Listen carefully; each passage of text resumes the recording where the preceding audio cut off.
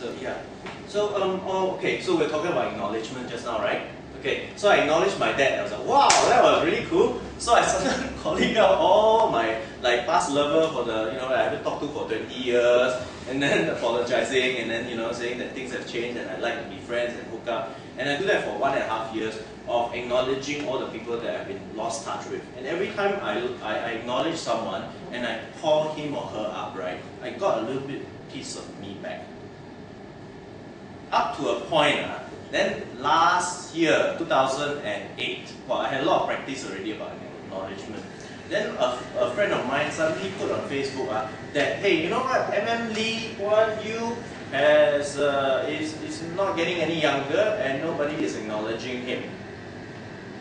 And when he said that, I realized, oh, wait a minute, yeah, that's something that I wanted to do. Okay, don't get confronted. I know that, some of us, there's still a part of us that may have a different view of Lee. But because I studied overseas, and I've been to America, where despite all the freedom and all that, right, I still think that I'm not going to live there. Why? Now, from a normal person point of view, ordinary person point of view, I cannot even send my kid to school without fearing that someone's going to gun him down. I cannot even drive in a big city without stopping at a traffic light and worrying that someone's going to come in, grab my car and hijack and kill me. And I also studied in China, and China is a wonderful place, but the thing is, every day I live in fear. Once I step out on the street, I can guarantee you at that time, I can expect at least to see one street fight. And if you go into those specific streets, right, each street is owned by someone powerful. In other words, gangster. So when I come back to Singapore, right, I don't see Singapore as a really horrible place. It's not perfect, but my goodness, at least I can party all night and not worry about these things. So if I look on the big picture, right, Lee, before he took over Singapore, Singapore is one way. After he took over Singapore for 40 years, right, everybody can at least say we can bring our kids in peace. And despite all these differences in culture, religion and all that, right, nobody has killed each other yet. So you can expect to live to a relatively old age, at least until you run out of money for medicine. And basically, that's not something that most countries can claim. So I felt that Lee does deserve an acknowledgement. And also 2008, somebody else important died. Michael Jackson. Michael Jackson. Now, when he's alive, I think all our feelings about him is very mixed. He managed to tarnish his own image, right?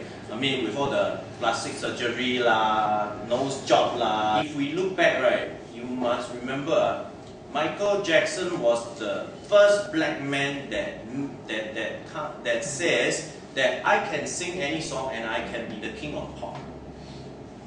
Before Michael Jackson showed up, right, all the black singers who had some success are relegated to jazz, what else? And R&B. R&B and disco. Remember, before the gays took over disco, it was the blacks. Yeah.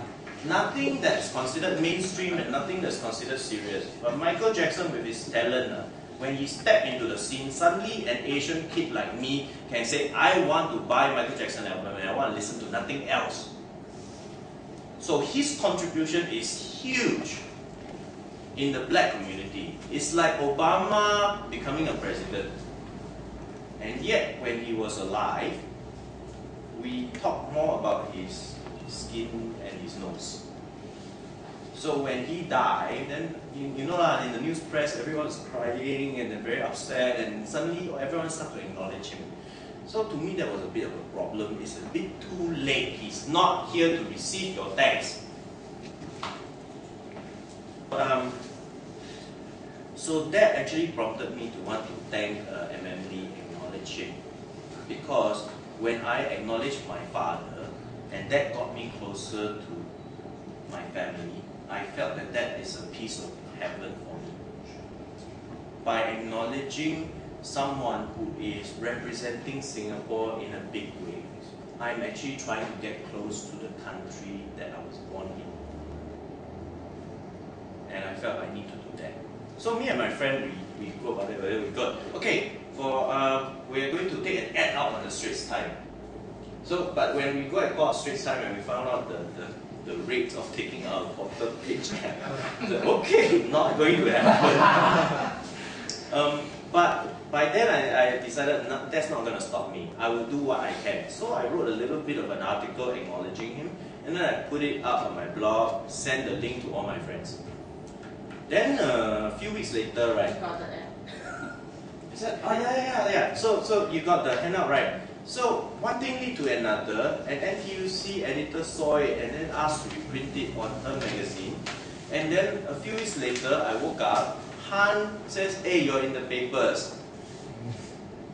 Of course, I'm happy, delighted. But then I didn't do anything wrong. Yeah. I thought it was really interesting when I opened the newspaper and I saw your face like that, and it was coloured. It was coloured. It's quite a big. Actually, this is the actual size, right? Yeah, this is the actual. So it's quite a large piece, law. And I thought it was really interesting, especially particularly coming from you who had come out, and also before this, there was the whole thing about your father, Mr. Fong Suan, and the man in white, right?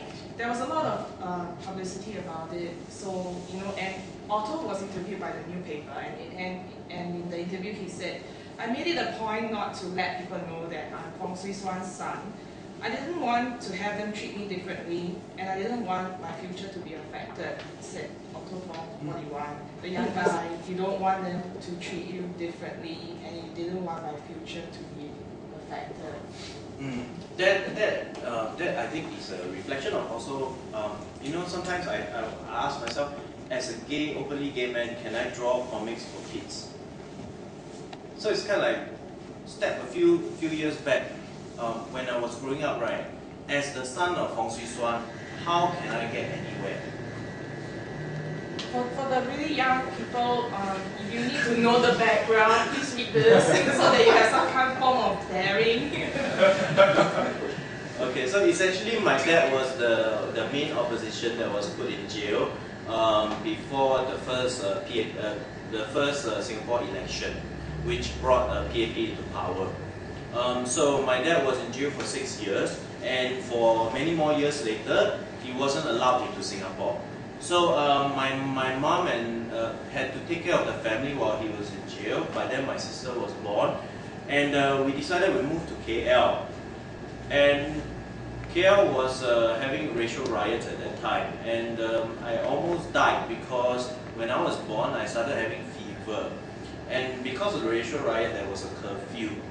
So you aren't allowed into the streets, but if she don't get me to a doctor, I'm going to either be dead or be slightly intellectually challenged, right? But so during the curfew, she took me out and stole me through the alleys to get me to a doctor.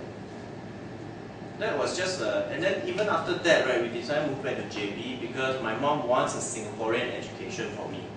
So we stay in JB. Even after that, every day is 3 hours. But you've reconciled all that since then. Yeah.